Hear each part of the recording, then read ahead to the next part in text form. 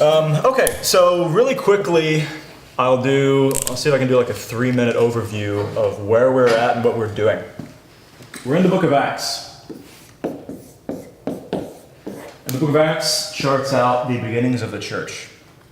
This book picks up in the Bible where the story of Jesus left off. Jesus leaves, and the book of Acts is the story of those people left behind and what they did. Really, the disciples and what they did to get the church rolling. So, and I guess we can break it up like this. Well, let's do those. You have Acts 1 through 5, and you can call this the witness in Jerusalem. So what we've done over the last couple months is look at the major sections of Acts, breaking it down, going in depth, and seeing what happened. Because really, this is giving us the context for the early church in general, how it started. But especially if you've read any of the Old Testament before, books like Colossians or Ephesians or Romans or Thessalonians or any of that stuff, those are all written to churches that were established during this time by people who we follow during this time. Guys like Paul and Peter and Philip and stuff like that. Anyway, first 5 chapters, the witness in Jerusalem. This is really within Jerusalem. The disciples were told by Jesus, okay, I'm going to leave. I want you to wait in Jerusalem for the Holy Spirit, essentially. Long story short, the Holy Spirit falls. The day of Pentecost, if you've heard of that, and the church gets off on this big start. There were about 120 of them whenever Jesus left. 120 disciples of Christ, followers of Jesus.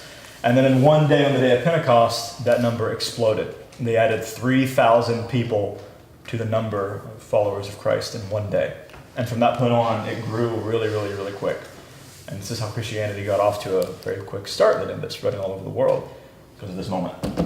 Anyway, so these first 5 chapters are just all about the growth of the church in Jerusalem. The church is growing, and it's growing really, really quick. And there's miracles and all kinds of cool stuff happening.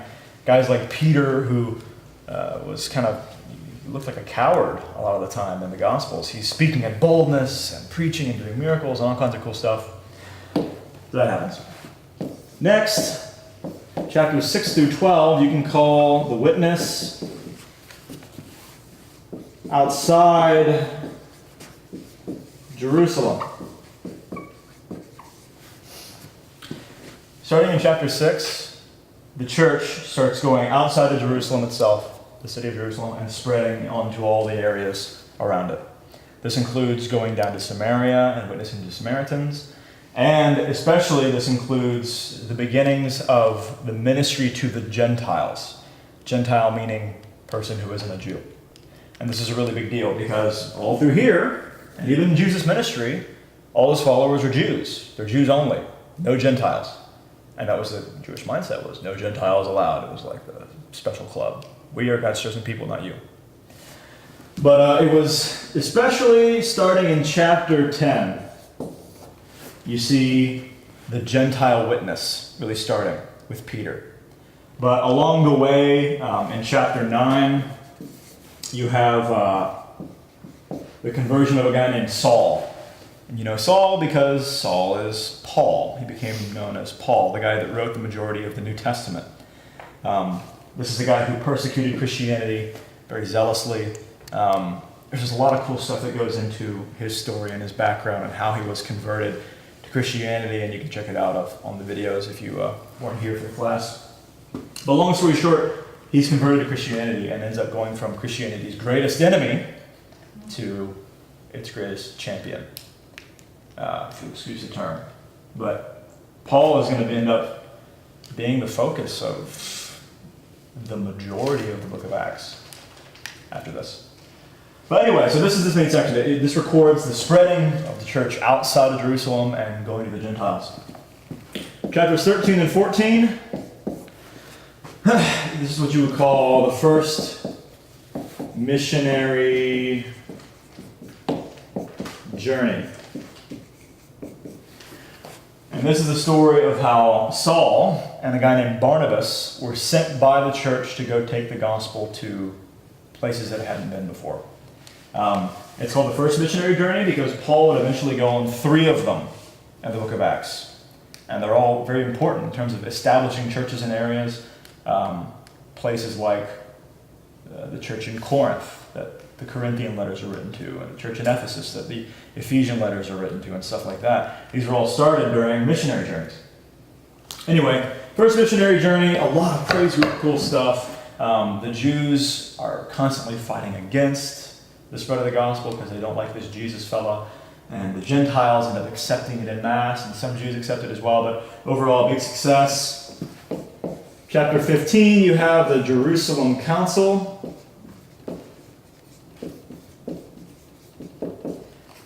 Where the church meets in Jerusalem to decide how much of the Old Testament law the Gentile Christians needed to follow. Did they need to follow it out like the Jews did, or was there a new freedom found in Christianity? And in the end, they just decided they didn't have to be circumcised or anything like that. There were just a few rules they had to follow, like maintain sexual purity and don't step on the toes of your Jewish Christian brothers and stuff like that. And now we're almost caught up already, because there's 28 chapters in the book of Acts. Chapters, and this is a rough estimate, but let's say 16 through 18 or so is the second missionary journey. And the map on the screen over there is the map of the second missionary journey. So this is modern day Palestine up in here. If you just think of, where Israel and all that stuff, the controversy is happening over there, and the Gaza Strip and stuff like that. This is where it is. And then moving up into here and getting into Europe over here and this kind of thing. This is the Middle East, all that stuff. This is the first missionary journey. Paul goes all the way up through here. And this is the area where he focuses his first missionary journey on. Moves into here and eventually into what is now known as Europe, bringing the gospel over there for the first time. He stops in Philippi, creates the Philippian church, which is what the letter to the Philippians was written to. He's in Thessalonica, the letters to the Thessalonians are written there. Corinth is down there. This is all in his second missionary journey. Anyway, so this is where we were at with our last class, right at the end of this. And so we're picking up right here. This account is following Paul and following the people who were with him. He had Timothy and Luke and a lot of these other guys you're probably at least a little bit familiar with. Anyway, so that was a really quick brush up, summary, if you will. You're literally looking at like 2 solid months of teaching that went into this stuff because it's so dense. There's so much incredible stuff that happens. So much of the hand of God is seen through all this stuff because you can really see God creating his church and blowing it up. It's very obvious that no man-made movement could have succeeded under the kind of situation that the church had to. Anyway, so we're picking up right here. Okay, on his way back to Jerusalem, Paul stops in this place called Ephesus. And we're familiar with that because Ephesus is where the letter to the Ephesians is written. So we're right here. Basically, again, he stops in Ephesus on his way back, kind of as like what the heck, it's on my way, I'll stop in Ephesus. And Paul goes to the synagogue and speaks to the Jews. The synagogue was where the Jews would meet and congregate, hear teaching and worship God, that kind of thing. And this was Paul's habit, his strategy, really. He would come to a city, and if there was a synagogue, he would go to the Jews, and he would try to reason from the Old Testament scriptures that Jesus was the Christ, Jesus was the Messiah. So this is what he does in Ephesus, and he reasoned with the Jews, but he did not stay long at all. And there were some people who he won over. We don't know if this was like a week or a month, or probably at least a month or more he was there.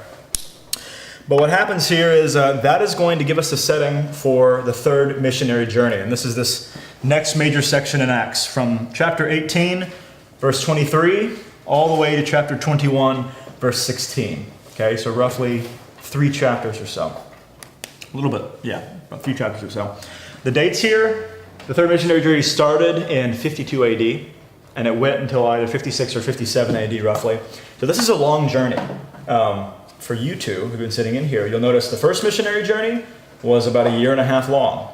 The second one was about 3 years long, and this one is about 5 years long. They increasingly got longer. And we think mission trip equals a week or a month. These things were very long term. Paul spent like a decade of his life on missionary journeys. And then even more than that if we go into stuff that Acts didn't record, which is where it gets tricky. But this is going to be the last recorded missionary journey in the book of Acts. There might have been more, and we'll discuss that when we get to the end of Acts, but we'll see. So anyway, this is where it picks up, and the scene is set by this statement right here. Because he's leaving Ephesus, and he's leaving the church that he founded there, because it would have been a small church that he founded before he left. And he said, I will return to you if God wills. So there's people who are wanting to come back. This is the guy who started the church. He's a seasoned, matured Christian.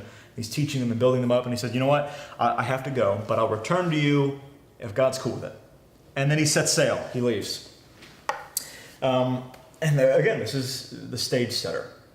It's from this statement right here that we're going to get the third missionary journey, and I'll show you how this works. Again, he's going to go from Ephesus, and he sets sail from there all the way back to Caesarea, Acts records. Lands at Caesarea, and I'll zoom in for you real quick. He lands at Caesarea, he goes down to Jerusalem and greets the church, it said, then he goes all the way back up to Syrian Antioch, which is one of the kind of main bases for the church at this point. And it says that he stayed there for some time. We don't know if that's months or a year, a decent chunk of time at the very least. He stayed there for a little while before he launched right back into his third missionary journey. And I know that this looks really similar to this, but they're different.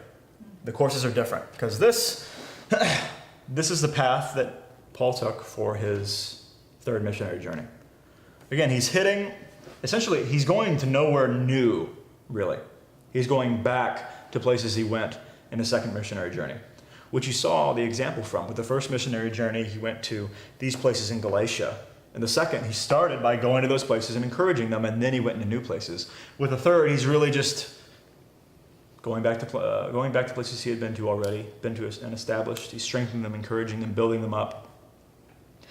But again, the main reason is, even though he had been to Ephesus already, he wasn't able to stay for as long as he would have liked. And this is what he wants to do.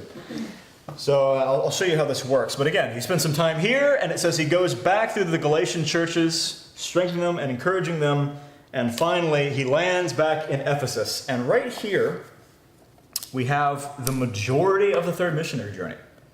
It takes place in Ephesus. Roughly 3 years, Paul is going to be in this one place ministering.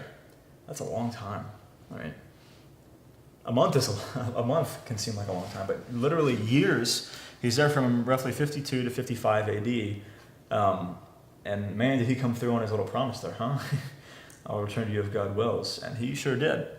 But as a result, Ephesus is going to end up being one of the strongest hubs for the new church that the first and second century is going to see. You really see the result of what Paul did.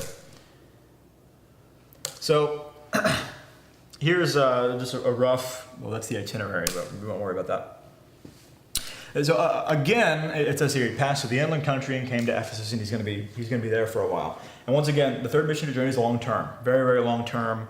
And in Ephesus, it's long term. Nearly 3 years he spent reasoning in the synagogue, discipling people, building up the church. And there are, within this little chunk right here, the first 10 verses of chapter 19, you have a bunch of kind of mini events pop up. We won't go into depth into any of them. I'll just give you a quick summary. There's kind of 3 little things that are mentioned by Luke. By the way, if anyone gets cold or hot, the thermostat is right there. Feel free to change it. The fans are right there. It's the middle, the far right switch up there. So feel free to mess with it as you need to. But 3 little events that happen. One, Paul in Ephesus comes across some disciples, but not disciples of Christianity per se. They're disciples of John the Baptist. You're like, wow, that's really interesting. What we have to remember is John the Baptist wasn't just some crazy who all of his followers immediately flocked to Jesus. He was a prophet that a lot of Jews were following to and adhering to. He was proclaiming the Messiah, but even John didn't know exactly what the Messiah would look like. And so, of course, his followers didn't know exactly the way. John had to be convinced, to some degree, that Jesus was the fulfillment of the prophecies he himself was speaking. You remember when John is in prison. He says, can you tell me, like, can you convince me? Are you really the one? And Jesus says, blessed is he who doesn't question whether I am the one, essentially. And then John was killed. But again, John has a lot of disciples, a lot of followers who were dispersed through the Roman Empire. And Paul had to come across these guys, and he had to lead them into the fulfillment of John's gospel, essentially. John the Baptist's good news. Lead them into the fulfillment of Jesus Christ rather than just John's teaching. And so that happened, and he gained a lot of very zealous followers from that. Well, not Paul gained followers, but Christianity and the Ephesian church gained a lot of followers from that point. So that's the first weird little thing that happened. The second one is this account of the sons of Sceva. Essentially, you have, and this is really interesting to me, you had the sons of a Jewish priest. The Jewish priest was named Sceva, and his sons were Jewish exorcists. Now, I actually am pretty ignorant of what Jewish exorcism looked like in the 1st century AD, so don't ask me, because I don't know. But what essentially happens here is while Paul's in Ephesus, a lot of miracles are happening to him. It's just, in the early church, miracles followed the gospel wherever it went. And the Jewish exorcists saw what was happening, and were like, that's cool. And they started trying to use Jesus' name and Paul's name in their exorcism. So they would come across a demon-possessed person and say, in the name of Jesus, leave, or in the name of Paul, leave, without really knowing what they were doing, or without really being, they weren't Christians. They were just using the name to try to do it. And they had this really messed up, messy account of a terrifying thing where Jesus says, well, I know, or one of the demon inside a man actually responds to them and says, I know who Jesus is, and I know who Paul is, but I don't know who you guys are. And then chases them out, and they flee from the house naked. And anyway, it's a messed up account. But through that, it says all the people in the area were struck by fear, not just fear of a demon or whatever, but struck by and awed by the power of Jesus Christ and the fact that, well, this is a legit thing. And finally, Luke mentions during this time that in Ephesus, there were many, many, many people who had previously been practicing pagan rituals and magic, it says. It says that they came to Christ, or many of them came to Christ, and it says that they burned their books. And there's debate as to what that means, but long story short, books weren't common items. They weren't a household thing. They were very, very expensive. And so they got together, and you hear, like in youth camps and stuff, where people burn their CDs, or I guess CDs are pretty archaic these days, but they burn whatever item to them is like idolatry kind of item. Like, I want to give this up so it doesn't distract me from what I'm doing, or I'm going to give this up because it represents my old life or whatever else. It says that many, many people came together and they threw all their books with pagan rituals and magic and what have you into a pile and burned them all. And it says that the value amounted to 50,000 pieces of silver. Anyone have any idea what that translates to in real money? A lot. A lot. Can't even imagine. Guesses. 5 million. Actually, it's pretty close. Wow. $6 million. $6 million. So this is just an example Luke throws into this account of kind of the drasticness of what conversion meant back then. It wasn't something that just added to their lives. It meant utter and complete life change. And what it does mention at the end of this little 10-verse account is it says that the word of the Lord continued to prevail mightily.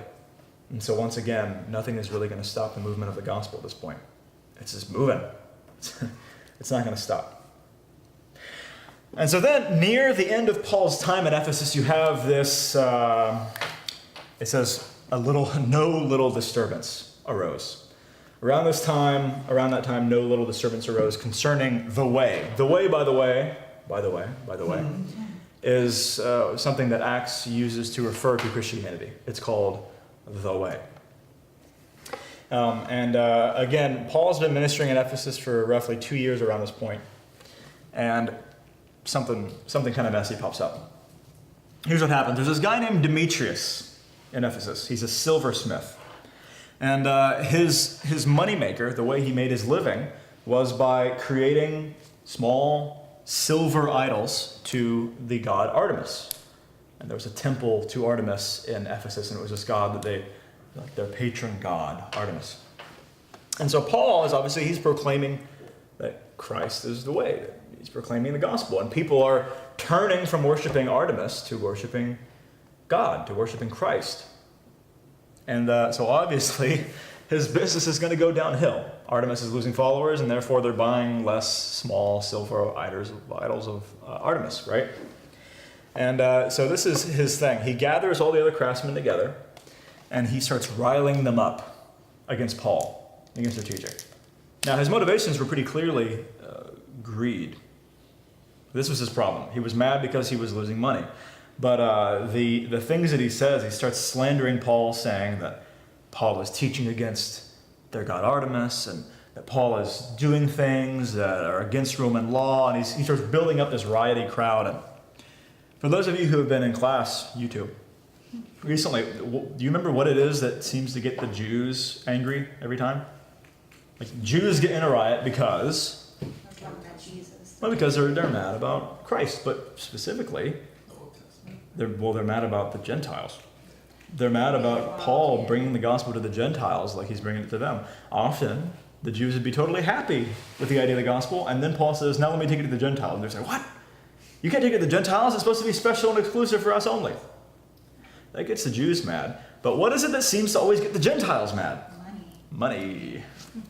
The Gentiles get mad when their profit is at risk.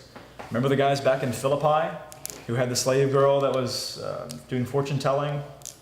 It was whenever they lost their hope of gain, it says, that they started conniving against Paul. This is a trend. And so here's what happens. They rile up this crowd, and a mob forms, and the city is pretty quickly filled with confusion. The mob is going to drag out, they can't find Paul, happily. And they drag two guys named Gaius and Aristarchus, who were a couple Macedonians that were traveling with Paul. Macedonians is in Philippi, Corinth, that whole area. They dragged them into the theater, which is like a kind of a gathering place back then. And Paul heard that this was happening, and he's like, I need to go in there and speak to them. And the other disciples wouldn't let him, because, rightly so, the mob probably would have torn him apart. But the mob, it says, was in confusion, and most of them didn't know what they were supposed to be mad about. It's like the mob mind. Have you ever experienced that? It's a mob. It's like, there's a mob. Let's just, I don't know. I don't know what's going on with it. Because we're angry. We're angry about something. I'm mad. What are you mad about? You can't see my forehead. But it says for about 2 hours straight, they were screaming, "Great is the god Artemis of the Ephesians." Because they knew okay, there's a guy, I guess he's preaching, maybe he's slandering Artemis or something. Anyway, so they were screaming this, and I just think it's funny how riot mind takes over. Half the time, I didn't even know what they were mad about, but it was a riot. So what the heck, let's be mad. And eventually, a town clerk shows up, and he says, look, guys, if you've got a problem, you need to take it to the Romans, because we're actually in danger of infringing upon Roman law. We're going to get in trouble here if we don't break this up. And the mob died down, and that was that. But that right there is going to be the big event that's going to bring Paul's ministry in Ephesus to a close, or at least the account of his ministry to a close. But Luke does make a point of mentioning this at the end. It says, all the residents of Asia heard the word of the Lord, both Jew and Greek. So Asia, and I'll see if I can grab the map really quick. This is ancient Asia and not modern Asia. This area right here. This is ancient Asia. Now, normally, technically the Middle East is in Asia, but we think of Asia as this place over here. But this is ancient Asia, and it said within Ephesus, it was the biggest city within Asia at this time. It spread all over the place. And that would be hyperbole that Luke is speaking in when he says all the residents of Asia heard the word of the Lord. But the point, I think, gets across that the gospel spread all over the place. It spread really quick. It was a really cool movement. And you're going to see the effects of that. All you have to do is just read world history. Read the history of Catholicism. And you see the kind of effect that it had. That's exactly what this rose up from. This movement within Ephesus and Asia and all of these other places. So, how many of you have read 1 Corinthians? Or know what it is? 1 Corinthians is a letter of the Bible. It's right around after this time here in Ephesus that Paul writes 1 Corinthians. It was right at around 55 AD, again, right at the end of his time in Ephesus.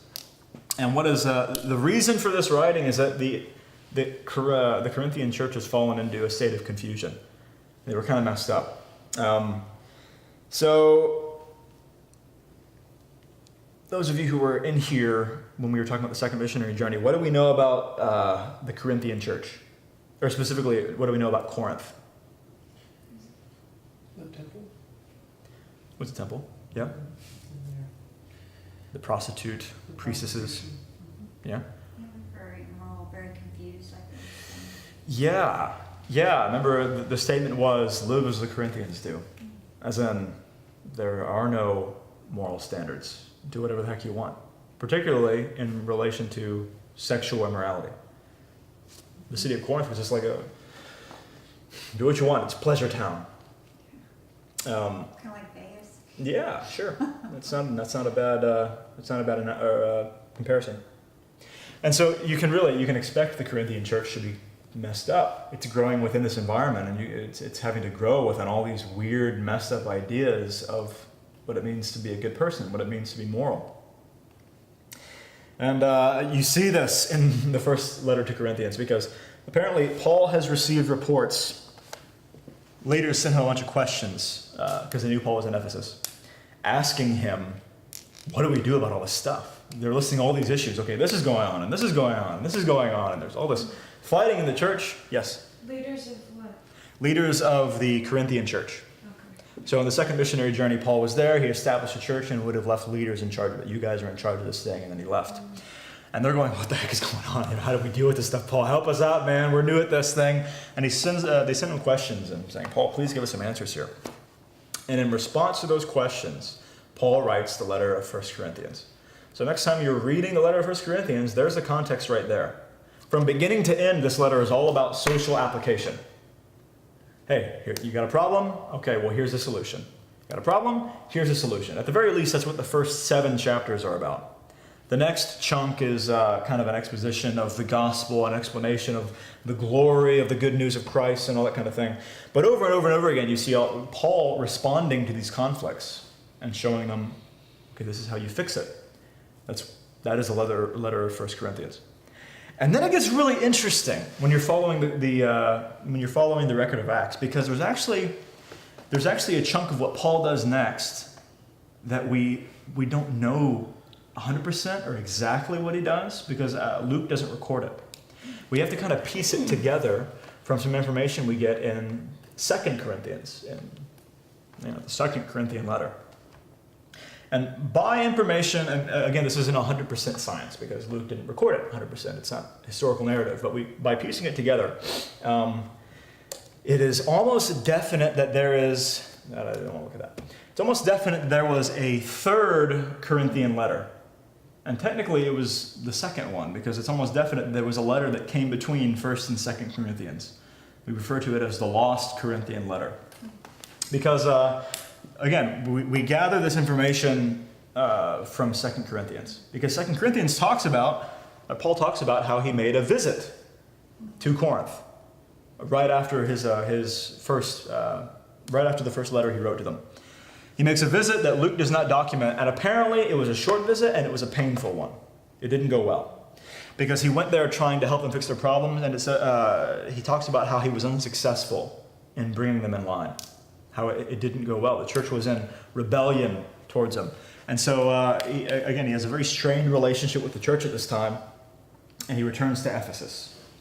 And on his return to Ephesus, in 2 Corinthians, we learn that he talks about a letter he wrote that was sorrowful. He writes a sorrowful letter rebuking the church and basically trying to bring them back in line. And he sends it with a guy named Titus. Titus is who I named my son after. The letter of Titus was written to this guy Titus. He was a disciple of Paul who ended up doing a lot of ministry in Crete.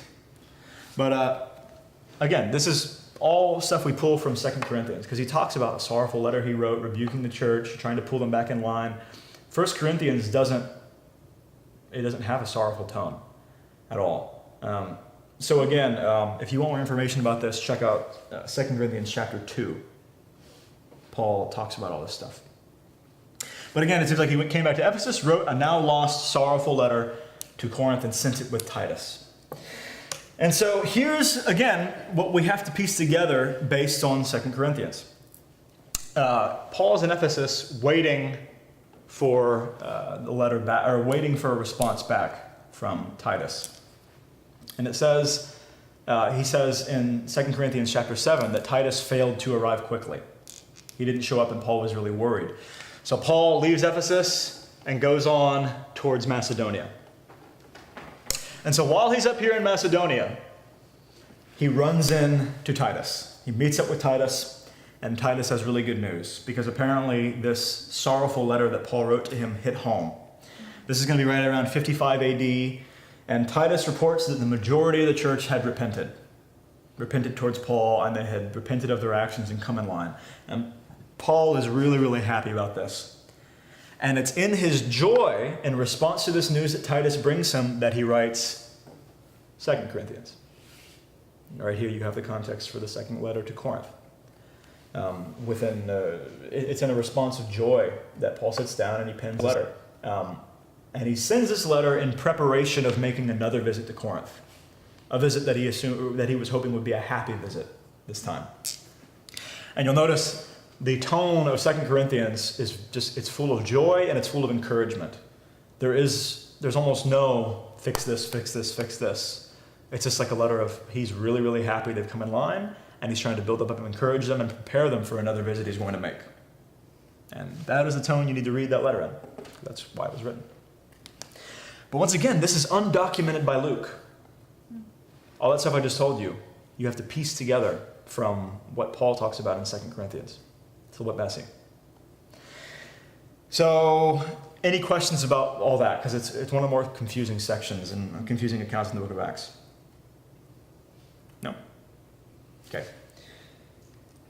So I'll talk about this for just a second, and then we'll take a quick break. Right around here, right at this point, we have the beginning of our final section in the book of Acts.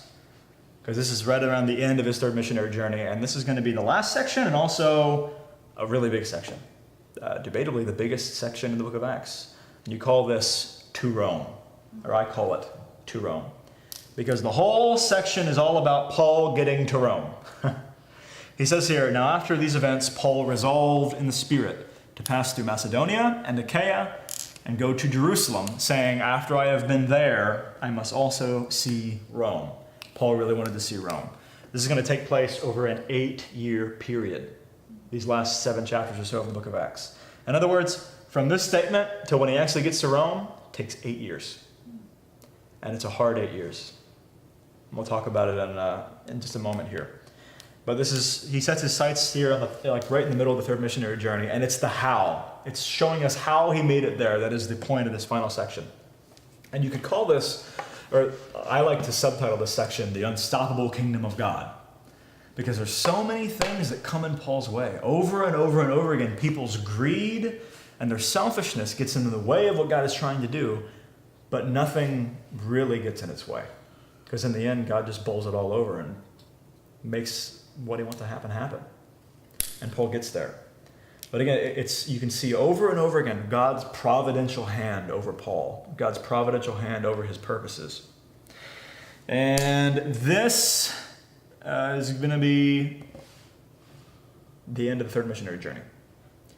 So, let's see.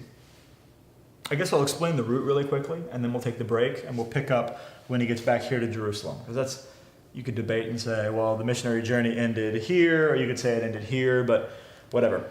Basically, like I just told you, he was in Ephesus. He went over here to Corinth. He wrote, 1 Corinthians and 2 Corinthians and all that stuff.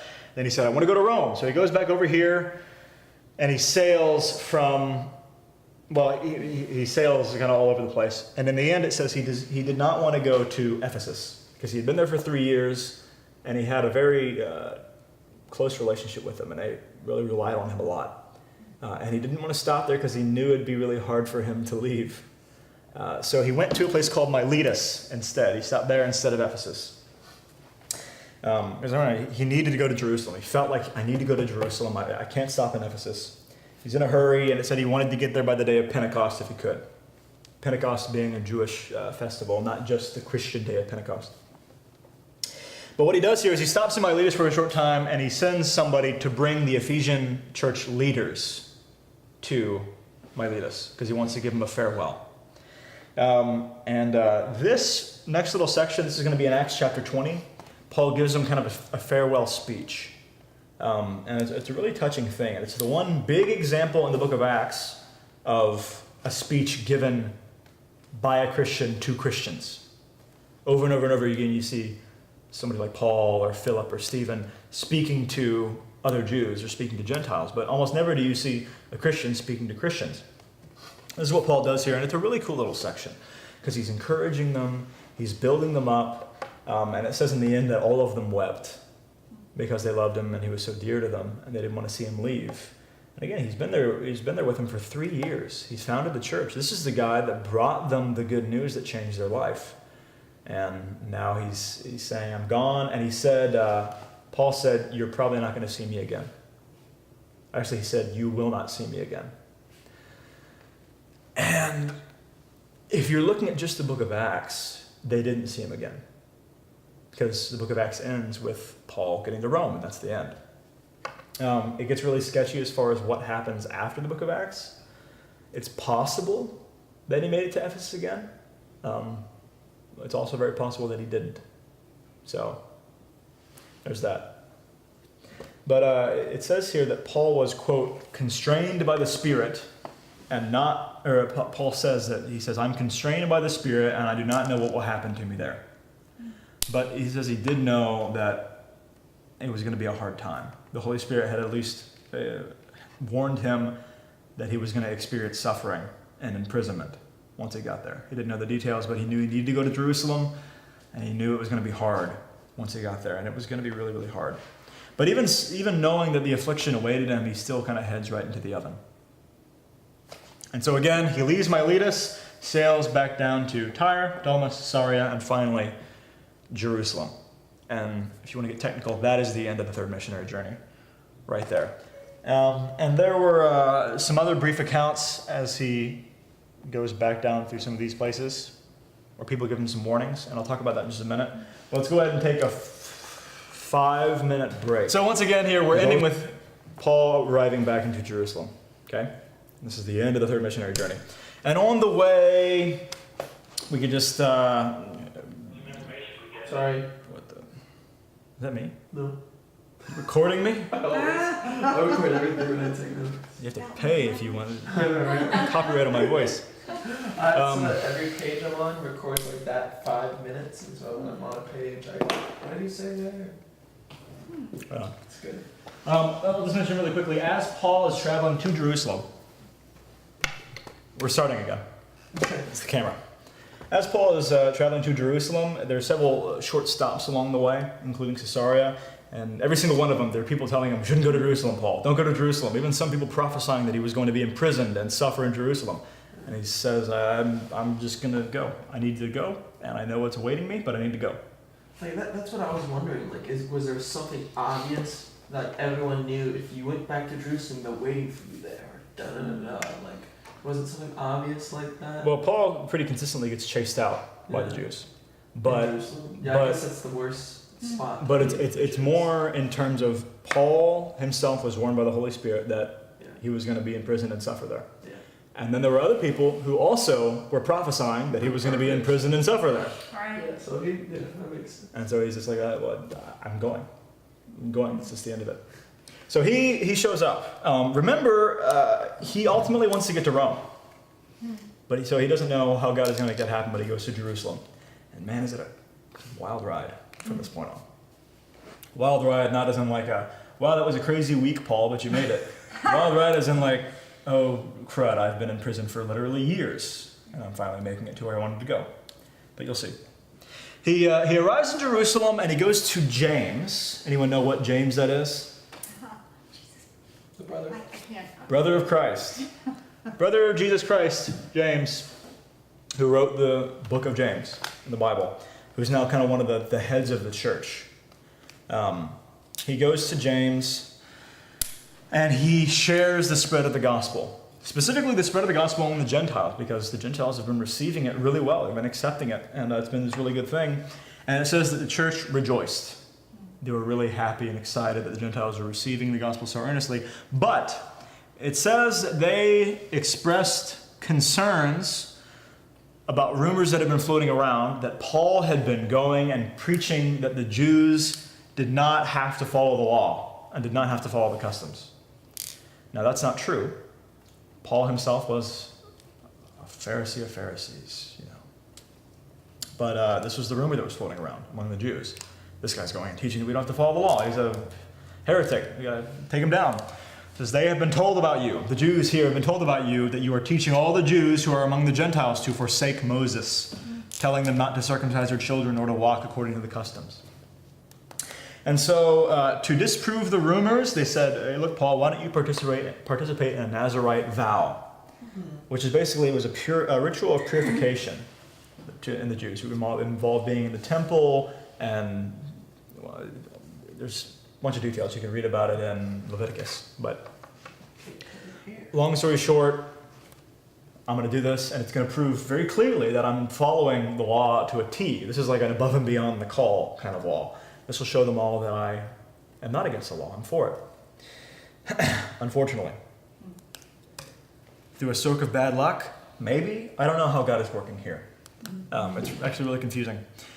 But some Jews who were from Asia, as in probably Ephesus, who knew Paul, they saw him and they recognized him. So they weren't even Jews who were there. They just like, hey, that's the guy who's preaching over, that's the guy who's preaching and who's been preaching in Ephesus.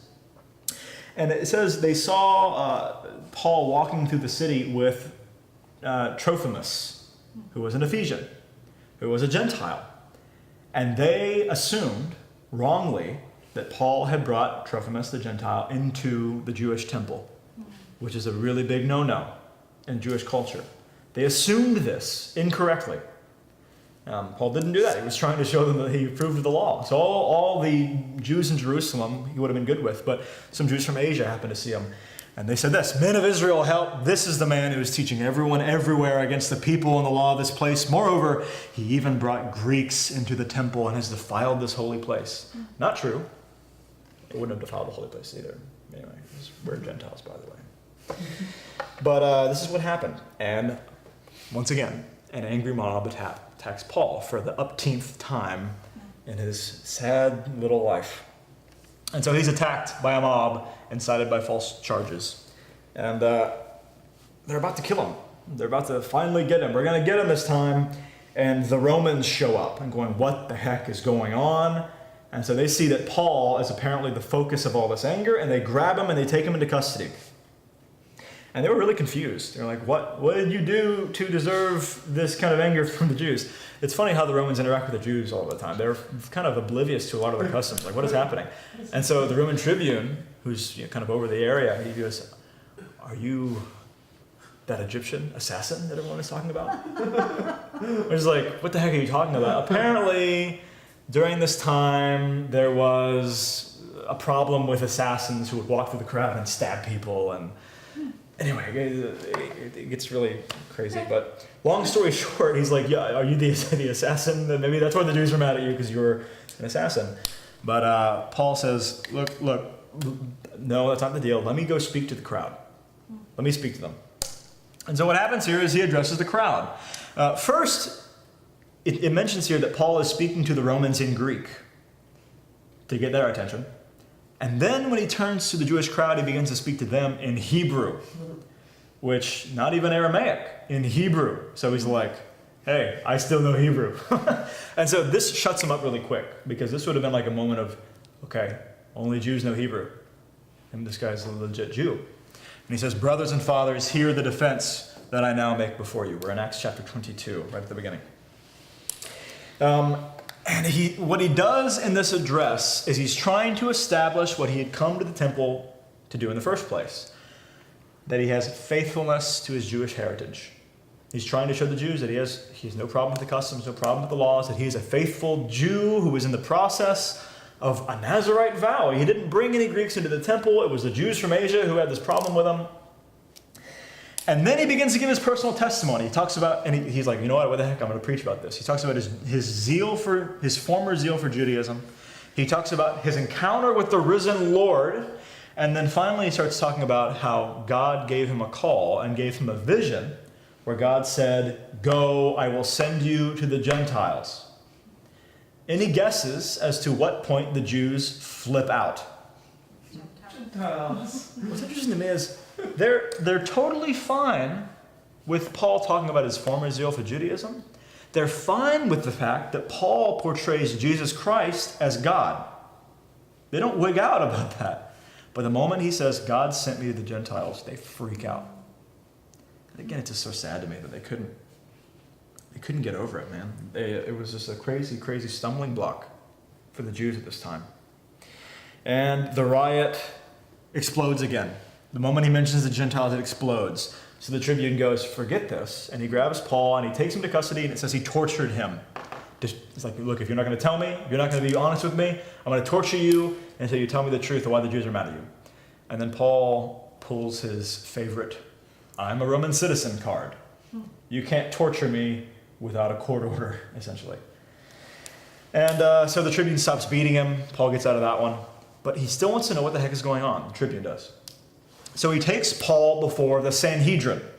The Sanhedrin is the Jewish Supreme Court, essentially. They're self-governed within the broader governing of the Roman Empire. They had that kind of worked out after the Greeks tried to what's the term? When you're... Yeah, you know what I'm talking about. Words overtook me. Yeah. Whatever. Long story short, the Greeks under Alexander conquered, well, they were over the Jews. Their empire was over. No. They tried to come in and bring their laws and abolish the Jewish laws, and the Jews started killing them, just freaking out and killing people. And so the Romans learned from this and said, look, you can have your own laws under our broader Roman law. But anyway, he brings him before the Sanhedrin, and Paul was really clever here, man. He's really, really smart. It's worth mentioning because I like this little story. Paul says immediately, he comes before them and he says, I have lived in good conscience all of my days. And then Ananias, who is the high priest, says, hit him. Like, he orders Paul to be struck, so they just hit him for no reason. And Paul loses it. He has this statement that I think is really funny. He says, God is going to strike you, you whitewashed wall. The high priest, he kind of looks at him and insults him. He says, Are you sitting to judge me according to the law? And yet contrary to the law, you order me to be struck. But then he backs down because they start freaking out that he's insulting the high priest. And Paul goes, I didn't know he was the high priest. Sorry about that. But this is what happens here. Paul notices that the Sanhedrin, not notices because Paul was formerly a part of the Sanhedrin. Paul knows that the people who are sitting before him, they're part Sadducee and they're part Pharisee. The Sadducees would have been like inborn temple leaders. And the Pharisees would have been, well, I talked about them this morning and last night. They were this group that was obsessed with the law. And these guys were at odds with each other, these two groups of Jews, very commonly. They were definitely fighting, and they had different beliefs and different views. Paul himself was a Pharisee. Paul was part of this sect. He was trained by a Pharisee, Gamaliel. And Paul is really clever here because he notices these two groups, and he goes, I got to get out of this situation somehow, or I'm going to be in trouble. And so he says this. He says, brothers and fathers, hear the defense I made before you, and there's a bit earlier. And then he says, brothers, I stand before you. I am a Pharisee, and I am the son of a Pharisee. And right now I stand before you under the hope of the resurrection of the dead. Now what makes that interesting is the Pharisees believed in the resurrection of the dead, and the Sadducees did not. This is one of their big areas of debate. And so what's so funny here is, I'm a Pharisee, the son of a Pharisee, and The only reason I'm here is because I hope for the resurrection of the dead. And so the Pharisees go, we don't have any problem with this guy. He's good. And the Sadducees go, what are you talking about? We need to punish this guy. And so they start fighting. These two groups, literally, he split the Sanhedrin against themselves, and they're fighting, and another fight breaks out, like a violent fight, but Paul's standing in the side kind of watching it. He's so clever. I love it. But the mob kind of starts getting out of control again, and the tribune's like, oh, come on, and he takes Paul away into custody again. And so then what happens, long story short, a group of Jews get together and they say, you know what, we're going to kill Paul. We're going to put an end to this guy. One way or another, we're going to find a way to kill him. And essentially, you have right at about 40 Jews get together, and they vow to neither eat nor drink until they've killed Paul, which is that's a very intense vow. And I gotta wonder, where do they find the justification for this under the law they were so zealously defending? You know, what made them think this is okay? But they did. About 40 of them said, we're going to kill him. We're not going to eat or drink until we kill this guy. And the tribune, basically, he finds this out. He's informed that the Jews are trying to kill him, and he says, okay, you know what? We've got to get Paul somewhere else. We've got to get him to a more secure location. And so under the cover of night, he sends Paul to Caesarea. That's way up here through Antipatris to Caesarea. And he sends, again, under the cover of night with about 500 armed guards. Because you're not a tribune in Jerusalem without knowing that the Jews are pretty intense when it comes to vows of murdering someone. Especially that kind of vow is very serious, to neither eat nor drink. And so he's just probably trying to scare them off from attacking Paul for the night. 500 armed guards is quite a lot. And so Paul makes it to Caesarea safely, and then things get even messier. And this has got to be, that this can't, Paul can't be taking all of this totally in stride. This has got to be discouraging, That's something that struck me as this keeps going. He just keeps boldly moving forward and not letting himself become distracted with all these little things, knowing where he has to go. Not worrying about the end. That's something I struggle with. Yeah, and once again, it's worth mentioning here that this is not a short-term thing. This is going to be a long-term thing he's going to have to deal with. What's happening right here. But he arrives in Caesarea, and he appears before a guy named Felix. Felix, who is the Roman governor of Caesarea. And so, basically it says, after 5 days, the high priest Ananias, the guy who had him hit, came down to Caesarea with some elders and a spokesman, one Tertullus. They laid before the governor, Felix, their case against Paul, because they're really serious about this. Let's uproot everyone in the leadership and go make sure this guy's going to get killed. They said, and Tertullus presented this. He was their spokesman, but kind of like a lawyer. Go present this eloquently to make sure the law goes in our favor.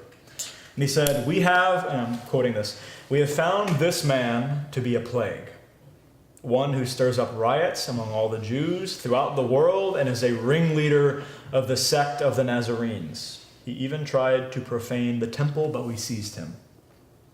And so again, they're doing their best to make sure that this guy, look, he's a troublemaker, make sure he gets punished. Some of you might be looking at the statement, ringleader of the sect of the Nazarenes, and going, what? What does that mean?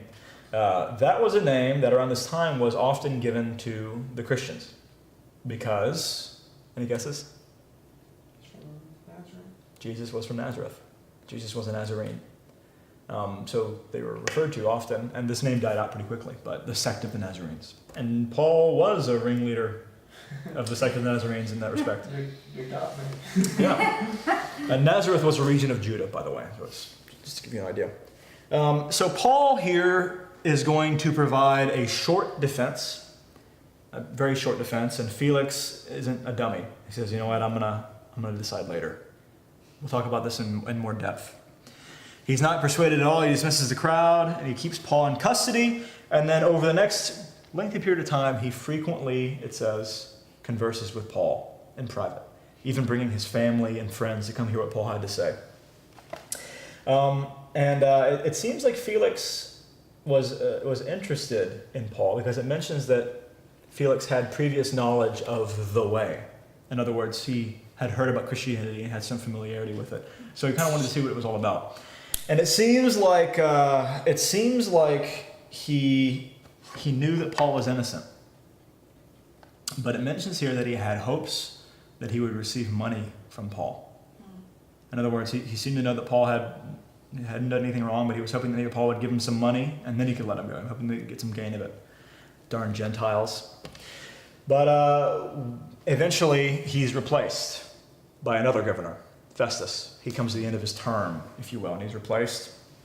And when he's replaced, tragically, maybe tragically, I don't know what God's plan was here, but he's more concerned about currying favor with the Jews than about seeing justice through. So he leaves Paul in prison. Kind of like, I don't want to be the guy that got on the bad side of the Jews right after I lose my position of power, so I'm just going to leave Paul in prison.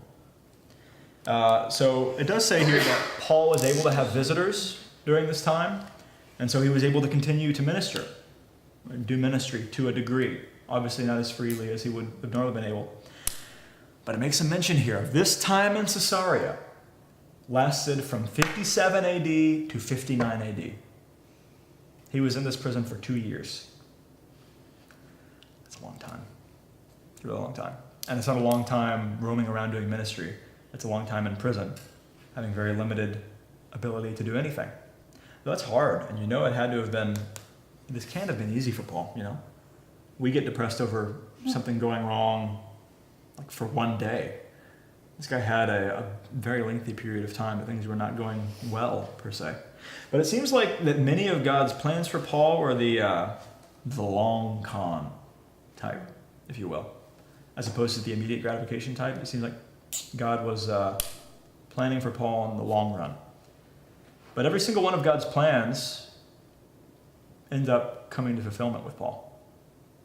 It's cool to see that happen. But it does say here that God assured Paul during this time that he was going to get to Rome eventually. It did take a long time. And again, this had to be a trying time because it was a significant period that he was in prison. So again, Felix is replaced by Festus. And then you have a really interesting account because Festus, right from the get-go, is already kind of corrupt and messed up. And he wants the Jews to like him because he's over Caesarea and there's Jews all over the place. He's in like a Jewish region, essentially. And he wants the Jews to like him. And the Jewish leaders have, through all these years, continued over and over again to appeal to Felix. And now it's Festus saying, well, you need to punish this guy. You need to kill this guy, Paul. He's a troublemaker. And so the Jewish leaders wanted to bring Paul to Jerusalem and have him tried in the Sanhedrin or have him tried in Jerusalem instead of in Caesarea. And it mentions here that the Jews were planning on ambushing and killing Paul on the way. They just wanted him dead. They really, really wanted him dead. And at first it says Festus resisted their wishes, probably because he knew that something was up. But he wanted to have favor with them, so over time he began to give in. And Paul says, well, essentially, Paul knows what's awaiting him. He knows what the Jews are planning. He's no dummy. And he invokes his citizen's right to appeal to Caesar. In other words, he says, look, you know there's nothing wrong with me. You know I haven't done anything wrong, Festus. But if it's going to come to this, I wish to be tried by the highest court in the land. I appeal to Caesar. Every Roman citizen could do this. Appealing to Caesar, be shipped off to Rome, and be tried before Caesar's high court. And again, it says here that Paul was apparently afraid of Festus giving in and sending him to Jerusalem and just being murdered by the Jews. And you say, well, that was desperation maybe. Maybe that was dumb of Paul because he would have gotten out. Who knows what would have happened. But I actually think it was kind of clever because where is Caesar located? Rome. And where did Paul want to get to? Rome. What this does is it removes Paul from the crazy Jews that want him dead in Jerusalem and from the apparently corrupt officials who were being leaned on by the Jews in Jerusalem and Caesarea. It's almost like a fast track to Rome. So it kind of worked out. And very quickly, we're nearing the end. We have 10 slides left. And 2 of those are about things that happened after Acts. We can do it. So again, he appeals to Caesar. And then you have an account while he's still in Caesarea, while they're preparing to ship him off to Rome. The Jewish king, King Agrippa II, visited Caesarea. They had a really weird way. Again, the Roman Empire was over Judah, but the Jews had their king. They also had like their court. The king wasn't over the court. It was the temple leaders that were over the court. And it was this really antiquated, messed up kind of system. But King Herod Agrippa II was just happened to be visiting Caesarea, and Festus said, "You know what the heck? Why don't you come and listen to this guy he's been in prison for literally years? Why don't you come check him out?" Why does that name sound familiar? Because he killed John the Baptist? No. No? No. This is actually the son of the guy who died in chapter 12. Really? Remember that guy? So he's like the great-grandson. Great-grandson Herod the Great. of Herod the Great. Okay. Yeah. Interesting? Yes, very interesting. In chapter 12, a guy named Herod Agrippa I launched a persecution against the Christians. He got worms that ate him from the inside. It says God killed him. So he ends up dying. But he was king of the Jews for a time, and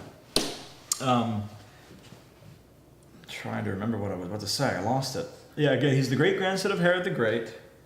Herod Agrippa I.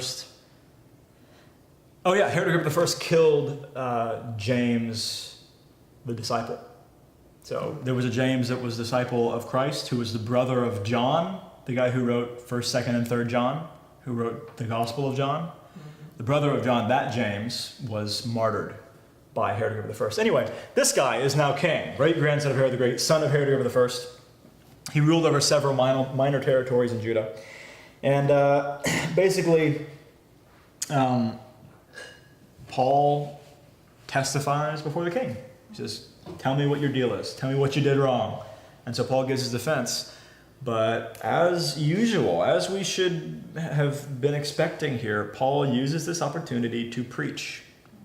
Every single time Paul is providing a defense, he also preaches. And it's a brilliant presentation of the gospel, because it's almost like what you see here, if you read this section, it's almost like a combination of the kind of sermon that you would see to a Gentile or to a Jew. Because when Paul's speaking to Jews, he focuses on the scriptures and focuses on Jesus Christ as the fulfillment of scripture. And when Paul is speaking to Gentiles, he focuses on no scripture at all, but like the practical application of the good news and of what Jesus Christ offers. To Herod Agrippa, it's a combination of both. There's scripture appealing to the prophets, but there's also the practical life change stuff you see with the Gentile, because Herod Agrippa was a Jew who was familiar with the Jewish traditions. It says he was familiar with the scriptures and he believed the prophets it mentions. But what he does here is he explains his past, he explains his conversion, and he explains the beauty of the gospel that Jesus Christ presents. And again, like I said here, he even refers back to the Old Testament, he refers back to the prophets, because he knew that King Agrippa II believed the prophets. So what is significant about the fact, and only 2 of you will know this, maybe, if any of you, what's significant about the fact that Paul witnesses to Herod Agrippa II? Right here. Well, he's a king, but why is that interesting? God told him he would speak to kings. Yeah, way back in chapter 9, when Saul was converted to Christianity, God said, "I got big plans for you, man. He said, you're going to witness before all kinds of people. You're going to witness before kings." And he does, right here. I like that. I like that a lot. Paul testifies before the king here, and it ends up going pretty well, actually. He says here, Festus, after hearing Festus is the governor, remember, after hearing Paul's testimony, he says, with a loud voice, Paul, you are out of your mind. Your great learning has made you mad. So I like the fact that he says your great learning, because it was very apparent to these guys that this was a highly intelligent person. Paul wasn't a dummy. There are people who will try to tell you that Paul was a dummy and that God used him despite him being a dummy, but he wasn't. He's extremely intelligent. Extremely intelligent. Your great learning has made you mad. And Paul says, he replies, I am not out of my mind. I speak true and rational words, for the king, Herod Agrippa II, knows about these things. King Agrippa, do you believe the prophets? I know that you believe. And Agrippa said to Paul, in a short time, would you persuade me to be a Christian? And Paul said, whether short or long, I would to God that not only you, but also all who hear me this day might become such as I am, except for these chains, which is definitely a bit of humor. But Herod's reply here, like, he couldn't deny what Paul said. He believed the prophets, and he couldn't deny that he believed the prophets of the Old Testament. He couldn't deny that Paul's arguments, that the prophecies were fulfilled in Christ, were strong. He couldn't deny the evidence of God's intervention with Paul, because if you think about it, it's actually really strong evidence. Saul was extremely zealous against Christianity. What in the world could make this guy turn into this guy? What could do that? Aside from a dramatic conversion experience, the kind of conversion experience where you're blinded by the living God on the road to Damascus and healed of your blindness, that kind of experience. Isn't that interesting to think about? He couldn't deny all this. And it's almost, you get a sense that he's almost incredulous in his tone. Are you actually going to try to convert me into Christianity right now, man? And Paul says, whether it's short or long, I wish that every single one of you in this room will be just like I am, except for these chains. You almost get the picture, he's like holding up, kind of smiling, Definitely a bit of humor. But long story short here, Agrippa says to Festus, he says, this man has done nothing deserving of death or imprisonment. He says, we could set him free if he hadn't appealed to Caesar. In other words, once you've appealed to Caesar, you're kind of locked in. We could set him free if he hadn't appealed to Caesar. But once again, part of me, I used to read this and go, Paul, you dummy. Wow, man, dang it. Why'd you do that? But pretty clear to me that God and Paul wanted the gospel to be spreading in Rome. And so I almost think that... Well, and who's to say if he got released, the Jews wouldn't just finally kill him? Right. I mean, Yeah. nobody protected him. Again, I used to read Agrippa's words there with like a lot of, dang it, Paul, you messed up. I don't think he did. Could be wrong. Maybe Paul was kicking himself. I don't think so. It's a free trip. He didn't even have to pay his way. He got a free trip on a prison ship to Rome. And finally, Paul is sent to Rome via ship. And the ship trip is from Acts chapter 24 to 26.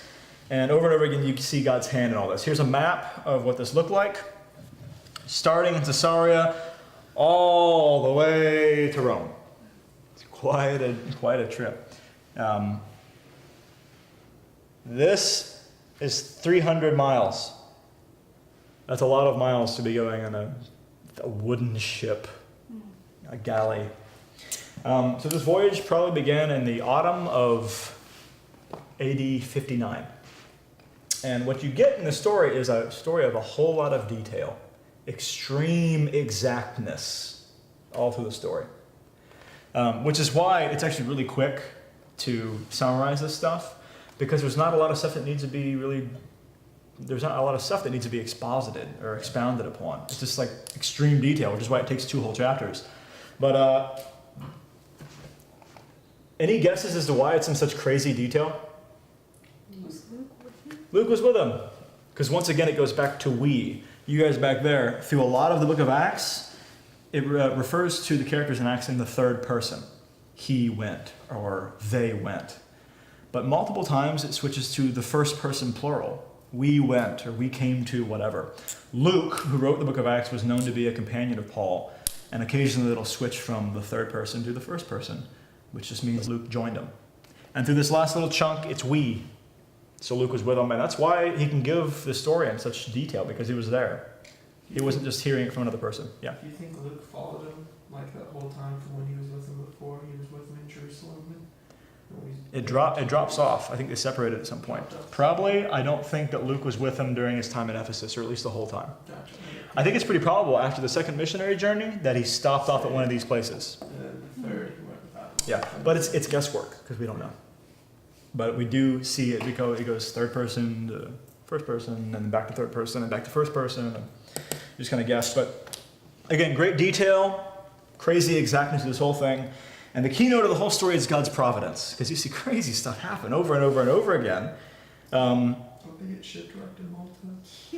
Yep, right there, shipwrecked. They don't listen to it. Because they don't listen to Paul. Yeah, but the whole thing, Paul is preserved. He was preserved for the testimony that God wanted him to give in Rome. And guys, we are like right at the end here, by the way. Almost at the end. But Paul actually takes charge at some points. Like people are like, oh, what do we do? Or, there's a storm. And Paul's like, calm down, calm down. They're like, the prisoner's speaking to us. And calm down, just do this or do that. And crisis strikes, and Paul provides strength and stability to all these people and direction, which is really neat because you're just looking at Christianity lived out in every single circumstance. Paul provides us with a picture of that. Without being an overbearing jerk of a Christian, he's just a salt and light in his world, in his sphere. But stuff happens, and it's just kind of an account of a journey. And a lot of it's not really worth going into a whole lot of depth in my opinion. Or at least, in my opinion, since we have 3 minutes left. But they shipwreck right here. They shipwreck, and they're like, oh, we almost made it. They shipwreck, and you have this little account of Paul in Malta. And what happens is here is Paul, of course, witnesses on Malta. Instead of, you have to be thinking of Paul's like, oh my gosh, I've been in prison and jailed for like 5 years now. Just let me get to Rome already. But he keeps his wits about him, and he's ministering. After we were brought safely through the island, we learned the island was called Malta. This is Acts chapter 28 now. Hey, what's significant about Acts 28? That's the last chapter. What happens here is the natives of Malta welcome them. And they're giving them food, and they build a fire, and they're hanging out around the fire, and Paul is bit by a viper. A viper comes up and bits him. A viper bits Paul. Vipers are highly poisonous. Vipers will kill you pretty quick if you're bit by one. And so the natives are sitting around, and they see Paul get bit by a viper. They know he's one of the prisoners. And they're thinking, this guy was a murderer. And he was supposed to die in that crash in the sea. And now justice is being served. Justice wouldn't allow him to escape, and they sent this viper to kill him. And they're all like, it says they're sitting around and waiting for him to die. And Paul's got a snake, I like to think it's like hanging on his arm. It says he shakes the snake off and goes about what he was doing. Like, just continues eating. And so then they think, he's not a criminal, he's a god, because he didn't die. And this is the second time Paul has been confused for a god in the course of the book of Acts. First time was in the first missionary journey. But long story short, they're on the island for 3 months. Paul ministers to, brings the gospel to, he prays for, and heals the natives. And I'll just skip through since we're almost at the end here. They were honored, in the end, Paul was honored greatly. And they gave Paul and those with him anything they needed, because Paul had brought them the gospel and blessed them and healed them and loved on them. And so they loved him. And Paul is amazing. Like in any situation, wherever he's at, no matter how cruddy the circumstance, he's salt and light. He's salt and light. People are drawn to him. People trust him. And that's how it ought to be, Yes? Well, what would Malta be now? Is it still called Malta? I think so. I think it's still called Malta. Wow. I could be wrong. In terms of modern geography, I'm actually pretty crummy, but I think it's still called Malta. It's just still that, it's like that exotic, beautiful island off the coast of Italy. That coast of Italy. Over there. Italy, Sicily, and Yeah, it's still called Malta. yeah. It's a republic. Yeah, that's right, I knew that. I thought it was a part of Italy, but it's not. No, yeah, it's one of the smallest countries in the world. Yeah. Yeah. Ah, Southern European island country. It composes 7 small islands in the Mediterranean. That's the biggest one. Yeah. Let me see. Yeah, it's really interesting. Good question. But long story short, a trade ship, happens to dock in Malta, and they hitch a ride, and finally, after setting his sights on Rome, literally years and years and years and years ago, Paul gets there. He finally makes it to Rome, and then you have a section, very short section, I call the Witness in Rome. It's a subsection of the To Rome big section. This is Acts 28. But while he was waiting for his trial and the verdict from his appeal to Caesar, which took a long time, it's like court here, but even worse, because they didn't have telephones and the internet and It's stuff like trying to that. get a doctor's appointment. Right, but way worse. So Paul's waiting, and he witnesses in Rome. He doesn't curl up in a ball and cry to himself.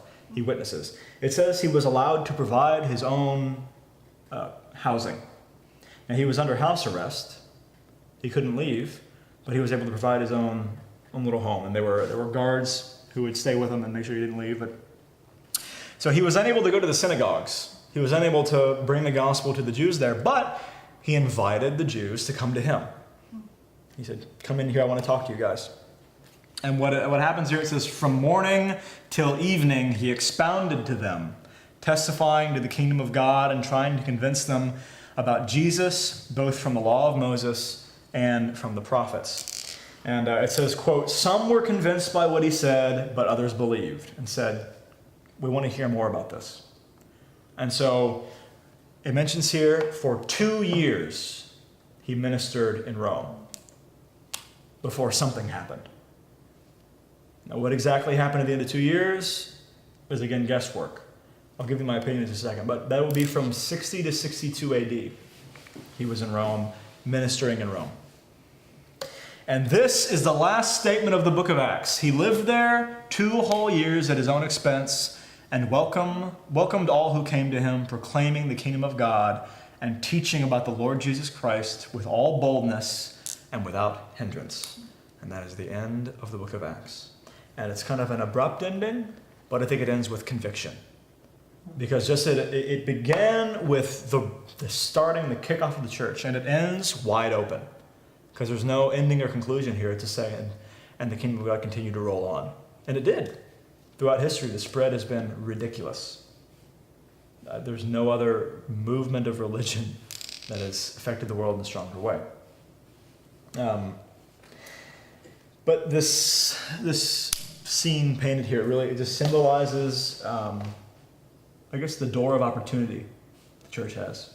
It is wide open in Rome, and it's wide open throughout all the world. The world is at its feet, and the gospel spreads all through it. So the story continues after that, because it doesn't say it ended with Paul's death or whatever else. It just says he lived there for 2 years, and the end. During this time in Rome, Paul wrote the letter to the Philippians. He wrote the letter to the Colossians. He wrote the letter to the Ephesians, and he wrote the letter to Philemon. Those 4 letters were written while he was in Rome, while he was in that imprisonment. You notice all 4 letters, he refers to his imprisonment. He refers to how he's a prisoner in Rome. And then it's kind of, okay, what do we do about after that? What do we do about post-Acts? What happened to Paul? Yes. Philippians, Colossians, Ephesians, and Philemon.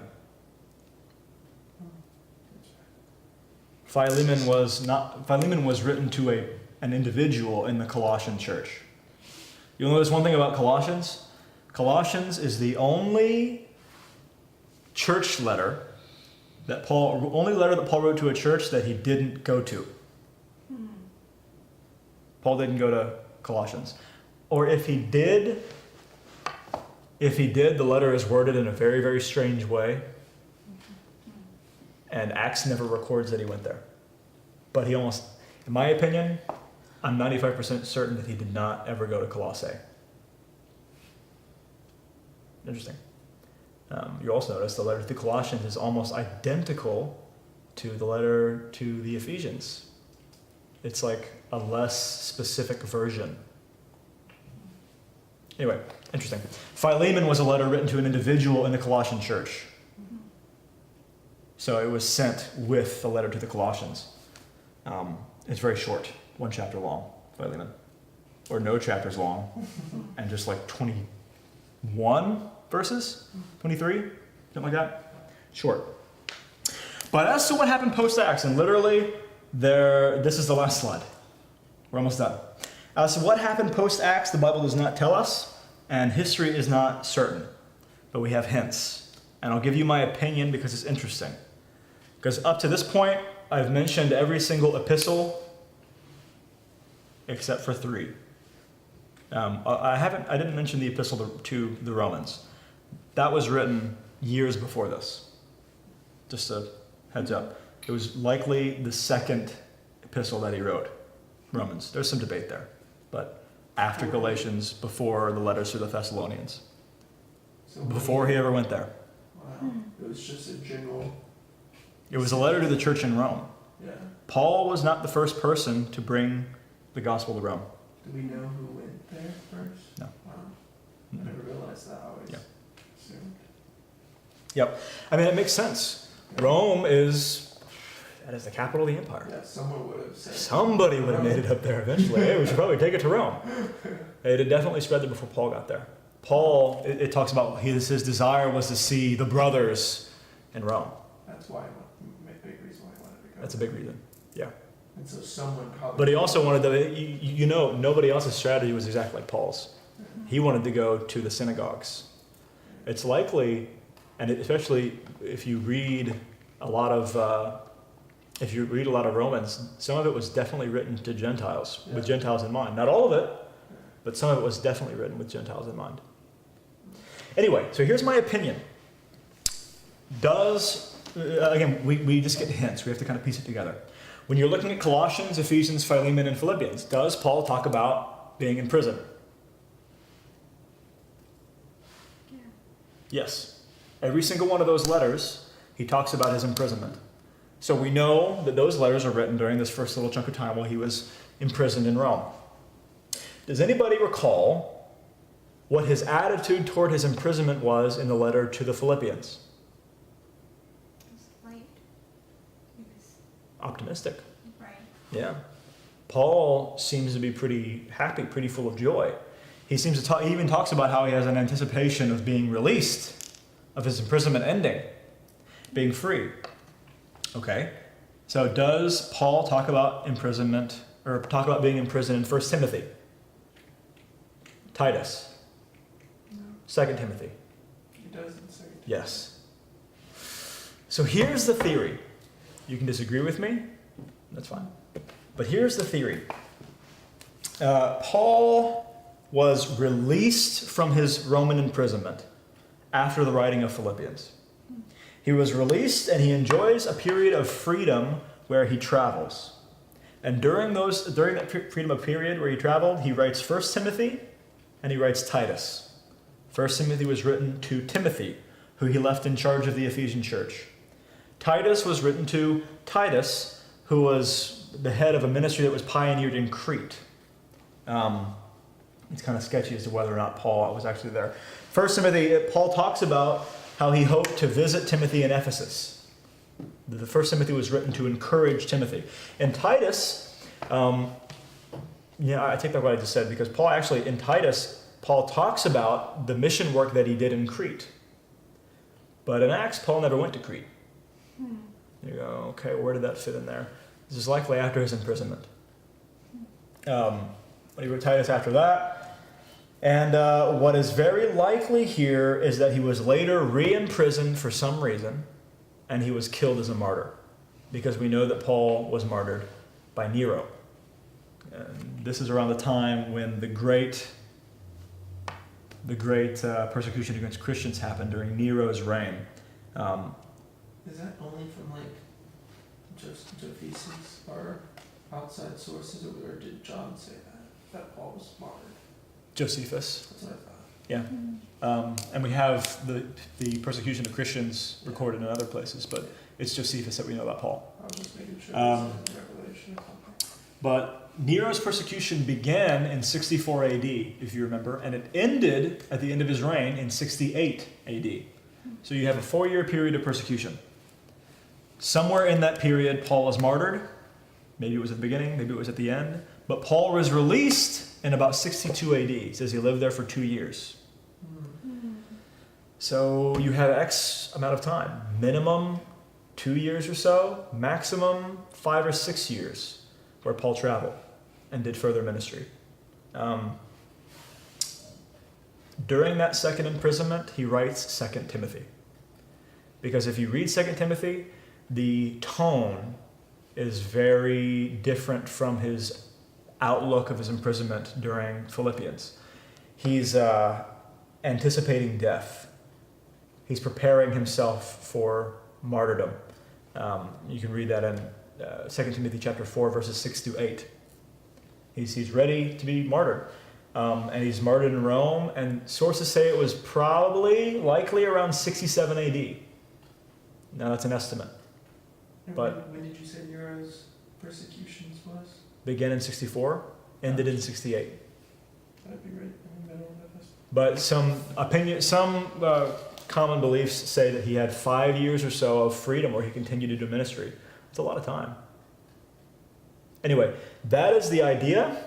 That covers every single Pauline epistle. Pauline is the fancy term for an epistle written by Paul.